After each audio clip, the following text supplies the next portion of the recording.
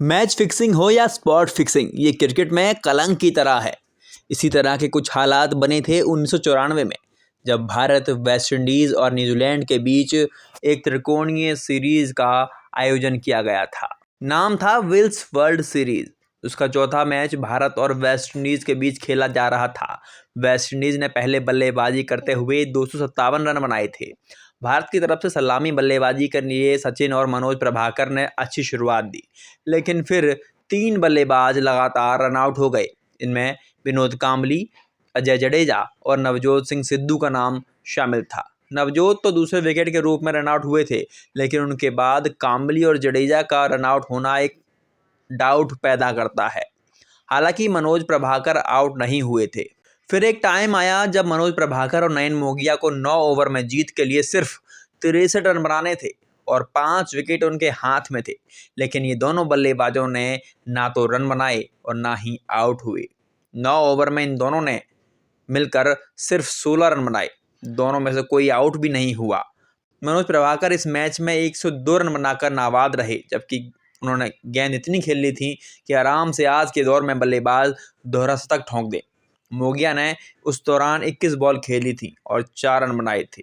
Team India 1994 के उस match में 50 ओवर के उस मैच में 211 रन ही बना पाई थी। उस सीरीज के बाद मनोज प्रभाकर को हटा दिया गया और मोगिया को तो सीरीज से बाहर ही कर दिया गया।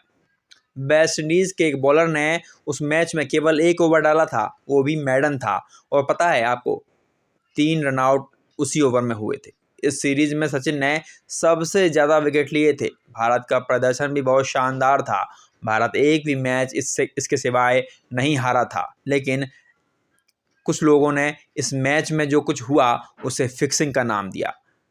कहीं ना कहीं साफ साफ दिखाई भी दे रहा था, क्योंकि इतना आसान लक्ष्य था। 9 ओवर में सिर्फ 63 रन बनाने थे और ओपनिंग बल्लेबाज शुरू से डटा हुआ था, लेकिन उसने इतना सुस्त खेल दिखाया कि इंडिया वो मैच हार गई। ऐसा पहली बार हुआ था।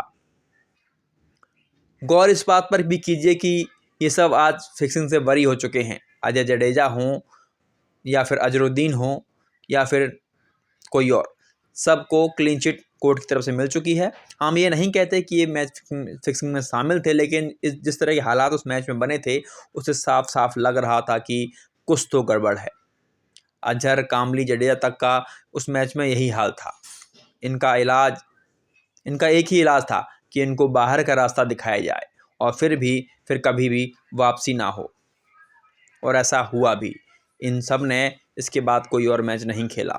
लेकिन भारत जैसे देश में, जहाँ पर क्रिकेट को पूजा जाता है, वहाँ भी इन लोगों ने खुली आंखों के सामने शायद सौदा किया था। आज निर्दोष तो अजरुद्दीन भी हैं, तो क्या गद्दारी सच नहीं थी?